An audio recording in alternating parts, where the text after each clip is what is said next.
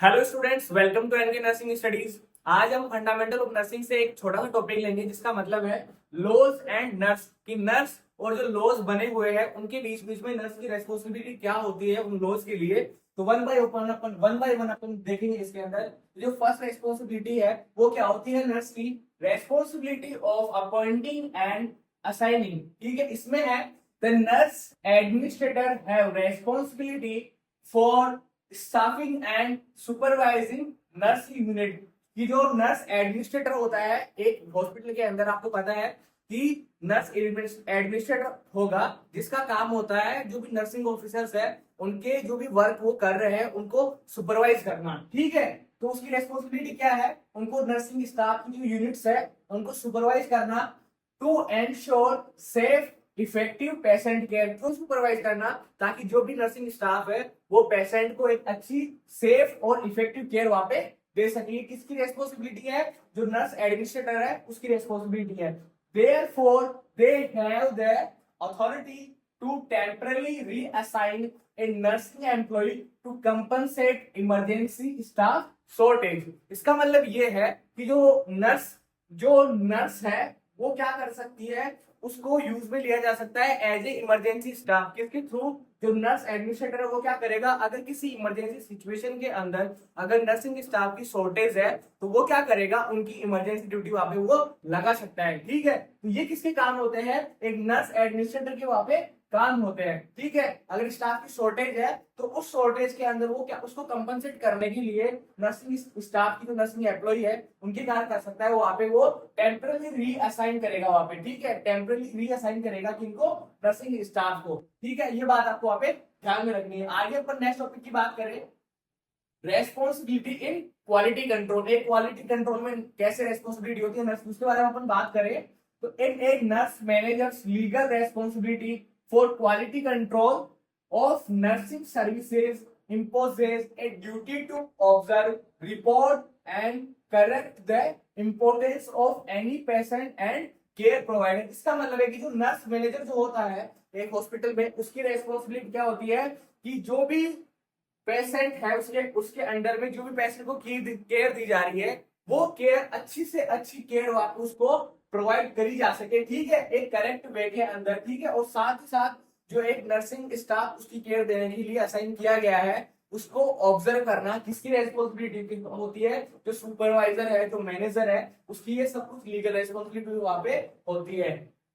आगे अपन third point की बात करें, रेस्पॉन्सिबिलिटी फॉर इक्विपमेंट। इसके अंदर क्या है, to protect the patient and employee from injury. की जो नर्स है जो एम्प्लॉय है हॉस्पिटल के अंदर उसको साथ ही साथ जो पेशेंट है उसको किसी भी इंजरी से बचाने के लिए एक जो नर्स मैनेजर है वो क्या करती है, nurse manager must ensure that all patient care equipments are fully functional. कि जो भी आप पेशेंट को केयर दे रहे हो उसके लिए जो भी आप इक्विपमेंट्स वहां पे यूज में ले रहे हो वो सारे के सारे इक्विपमेंट्स क्या होने चाहिए, फुली फंक्शनल होने चाहिए वहां पे। ठीक है, जैसे अगर आप किसी पेशेंट को मॉनिटर पे रख रखे हो, ठीक है, अगर आपने उसको मॉनिटर पे रख रखा है तो उसके लिए जो भी इक्विपमेंट्स वहां पे चाहिए उनकी फंक्शनलिटी आपको चेक करनी है वहां पे। ठीक है, अगर आप जैसे किसी भी आपने ऐसा कोई भी इक्विपमेंट वहां पे काम में लिया जो कि काम नहीं कर रहा है तो वहां पे आपको उसकी जो भी रीडिंग्स है वो आपको बिगड़े हुए देखने को मिल सकते हैं। वहां पे आपको जो भी रीडिंग्स आएगी वो वहां पे सही नहीं आएगी, जिससे कि आप जो भी पेशेंट को केयर प्रोवाइड कर रहे हो ना तो आप उसको इवेल्युएट कर पाओगे ना ही आप कोई भी फर्दर प्लान कर पाओगे उसकी केयर देने के लिए। ठीक है, and that defective equipment is promptly required और रिप्लेस।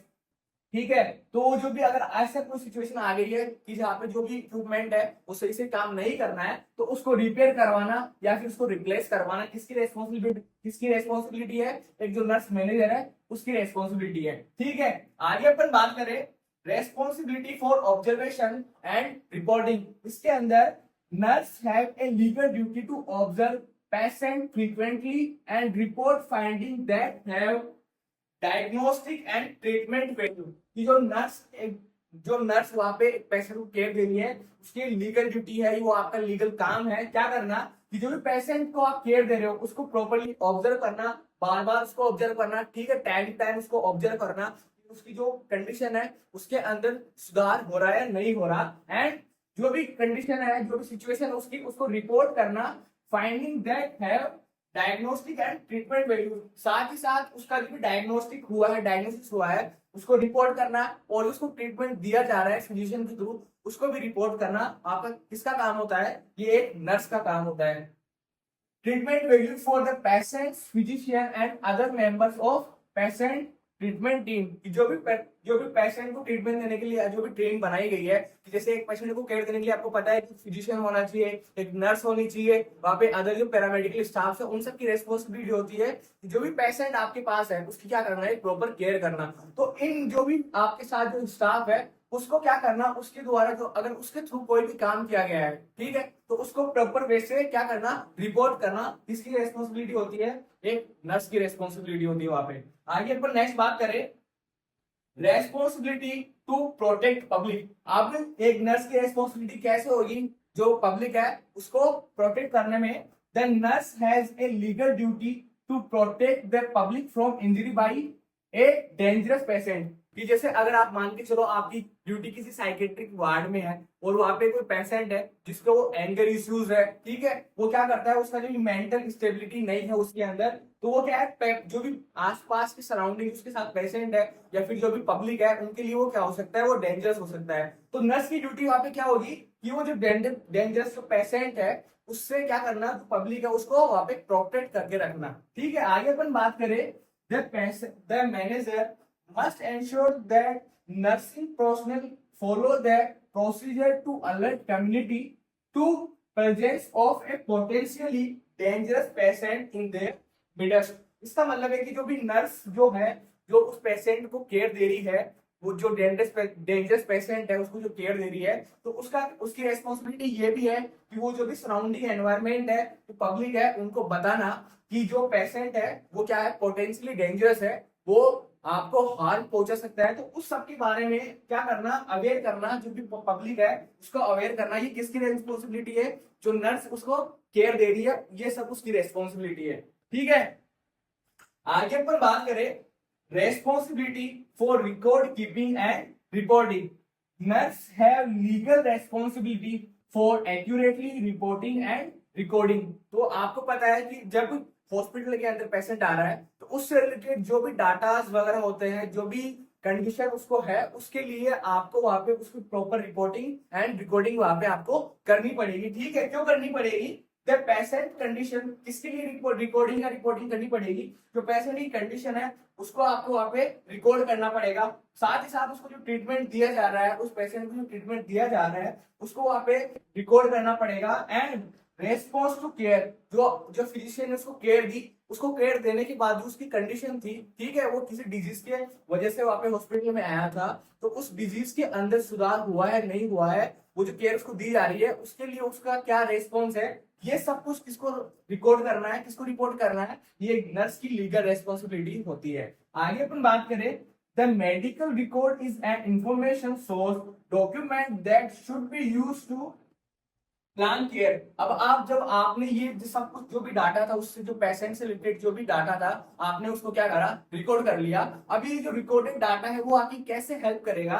वो आपकी हेल्प करेगा कि जो भी आप उसको अगर फर्दर कोई केयर प्लान कर रहे हो, ठीक है, कोई प्लान केयर कर रहे हो, साथ ही साथ उसकी जो भी आपने केयर करी उसको इवालुएट करने के लिए, ठीक है, जैसे कोई पर्सन आपके पास आया था, ऐसी सिचुएशन में आया था, तो उसको आपने उसको केयर प्रोवाइड करी, तो उसकी जो हालत थी, उसकी जो हेल्थ थी, उसके अंदर सुधार हुआ है या नहीं हुआ, इन सबको इवालुएट करने के लिए कौन आपकी हेल्प करेगा? ये जो आपने डाटा रिकॉर्ड किया है, ये वहां पे आपकी हेल्प करेगा। साथ ही साथ उसकी जो ट्रीटमेंट देने के लिए कितनी कॉस्ट आई है, ये सब में आपकी हेल्प करेगा। साथ ही साथ उस पर्सन को एजुकेट करने में भी वो आपकी हेल्प करेगा। आगे अपन बात करें, एंड अगर उसको जैसे कोई भी लीगल क्लेम वगैरह चाहिए, तो उसके लिए भी जो रिकॉर्ड डाटा है, रिपोर्ट्स है, ये सब कुछ वहां पे उस पेशेंट की क्या करेंगे, हेल्प करेंगे। और ये किसकी रेस्पॉन्सिबिलिटी है, सब कुछ डाटा वगैरह मेंटेन करना? जो नर्स है उसकी ये रेस्पॉन्सिबिलिटी होती है। तो ये अपन ने बात करी, एक जो नर्स होती है उसका और जो भी लॉज है उनके बीच में क्या रिलेशन है, क्या क्या रेस्पॉन्सिबिलिटी होती है पेशेंट की केयर को लेके। आई होप आप लोगों को ये टॉपिक समझ में आया होगा। अगली क्लास में अपन मिलेंगे एक नए टॉपिक के साथ, तब तक के लिए पढ़ते रहिए and thank you so much.